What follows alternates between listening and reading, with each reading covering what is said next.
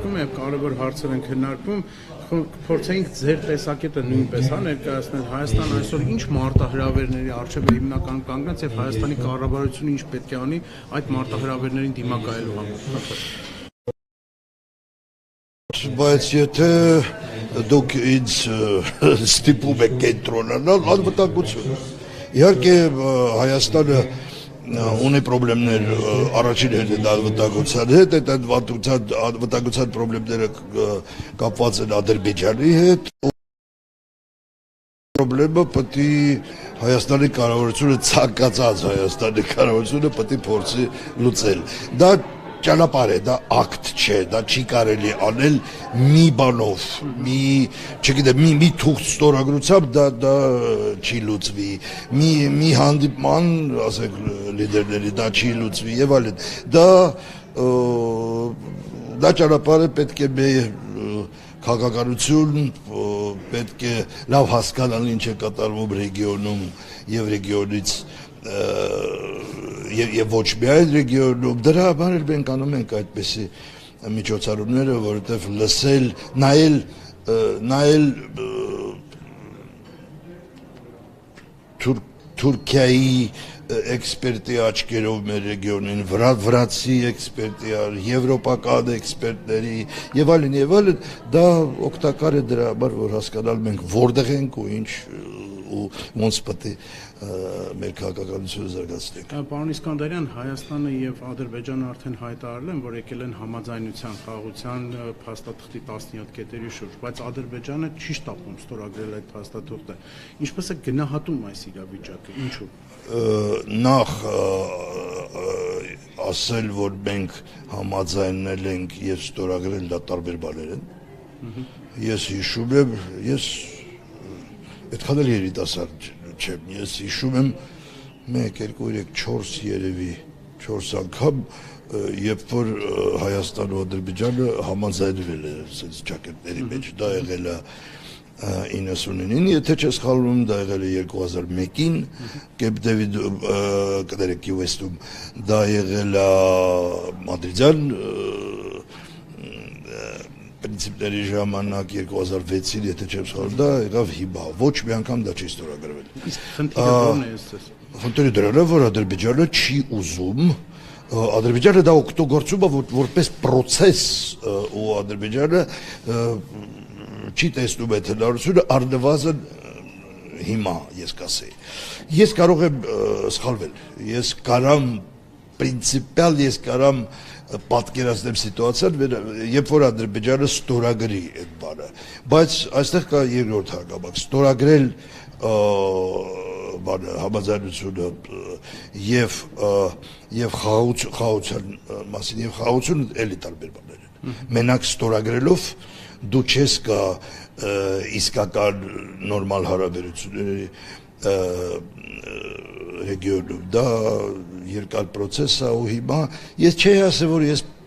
պեսիմիստիկ եմ նայում, բայց չեմ կարող ասեմ, որ ես օպտիմիստ եմ նայում։ Եվ իմ վերջին հարցը, պարոն Իսկանդարյան, հիմա այս օրերին շքերթ է, միջազգային հանրությունը տարբեր երկրներ եւ կազմակերպություններ ողջունում են, որ Հայաստանն ու Ադրբեջանը համաձայնության են եկել տեքստի շուրջ։ Միջազգային հանրության անելիքը ձեզ որն է այստեղ, որպեսզի ստիպեն Ադրբեջանին ստորագրի վերջո խաղաղության պայմանագիր, այսինքն միջազգային հանրության դերը ինչու եք դուք տեսնում այստեղ։ Միայն հայտարարություններ, թե կոնկրետ քայլեր նաև։ Ես չեմ պատկերացնում սիտուացիան, երբ որ միջազգային հանրությունը կարա ստիպի Ադրբեջանին։ Այդ գործիքները, որոնք օգտագործվում են, ես նկատի ունեմ հայտարարությունները, մեկ խոսակցությունները, դե մենք գիտենք, օրինակ, որ կոնկրետ կոնտակտներ ունի Ալիևը Վաշինգտոնի հետ, դա հերիք չի, դա չի հերիքում, իսկ ուրիշ գործիքները, որը թեորետիկ կարող էին օգտագործել, ես չեմ կարող պատկերացնել դա, արևմուտքը օգտագործում այդ ինչ որ ինքը համաձայն է օգտագործի բարեր ավելի թեորետիկ պետք է դուք միջև պատժամիջոցներ օրինակ չեմ կարող դա պատկերացնել իրատեսական չէ բաբարում թեորետիկ պատժամիջոցներ բոլորի կողմից Ռուսաստան, Եվրոպա, Ամերիկա, Թուրքիա, Իրան։ Դա կարող է ազդել, դուք կարող եք այդպեսի բան պատկերացնել, ես ոչ։ Ուրիշ այդ ինչ որ արվում է, ուզում են, այդ ինչ որ անում են, ու արդյունքը մեկտերում ենք, դա հերիք չի դրա համար, որ բերել այդ սիտուացիան, որը պետք է։ Շնորհակալություն աչափ։ Պարոն Իսկանդարյան, շարունակելով ընկերոջս հարցը, բոլորը ողջունում են այս տեքստի համաձայնեցման հարցը։ Գոնե մենք չգիտենք այդ տեքստում ինչ է գրված։ Այդ ողջունելը կամ չողջունելը ինչքանով է։ Դե երբ որ դու ասում ես խաղաղություն ու համաձայնվեցին, բոլորը պետք է ողջունեն, ինչ պետք է անեն այդ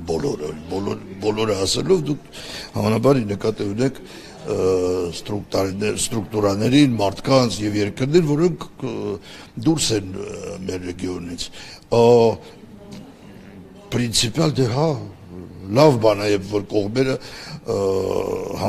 համաձայնում են, բայց այդտեղ շատ խնդիրներ կան ներսում, որը Ձեր կարծիքով ի՞նչն է պատճառը, որ տեքստը ամբողջությամբ չեն հրապարակում։ Մերոնք։ Որտեվ ինձ թվում է, որ տեքստը վերջնական դեր կազմված չէ։ Վերջնական չկազմված տեքստի շուրջ համաձայնության Համաձայնությունը դրանում է, որ մենք քիչ թե շատ համաձայն ենք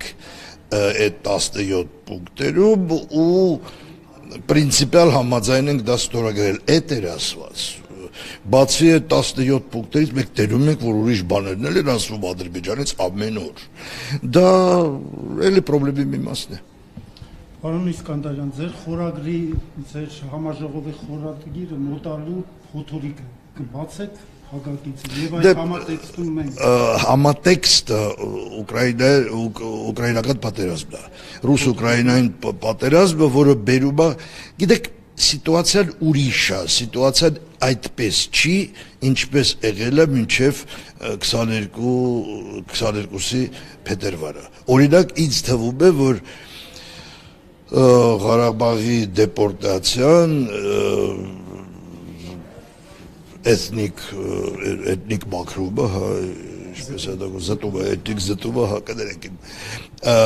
հայերենի համար, էթնիկ զտումը հնարավոր չէր լինի, եթե չլիներ ուկրաինական պատերազմը, ինձ այդպես է թվում։ Եվ իմ վերջին հարցն է, այսօրվա համաժողովում Սիչկան ծանոթացա օրակարգին մեր ռազմագերիների մասին խոսք չկար, դա հնարավոր չէ ներգրավել ծրագրի մեջ։ Դա ինչու եթե հարցեր լինեն ռազմագերիների մասին մասնագետները կպատասխանեն, կփորձեն պատասխանել այդ հարցին։ Կոնֆերանսը քաղաքագիտական է, մենք խոսում ենք քաղաքագիտական սիտուացիայի մասին։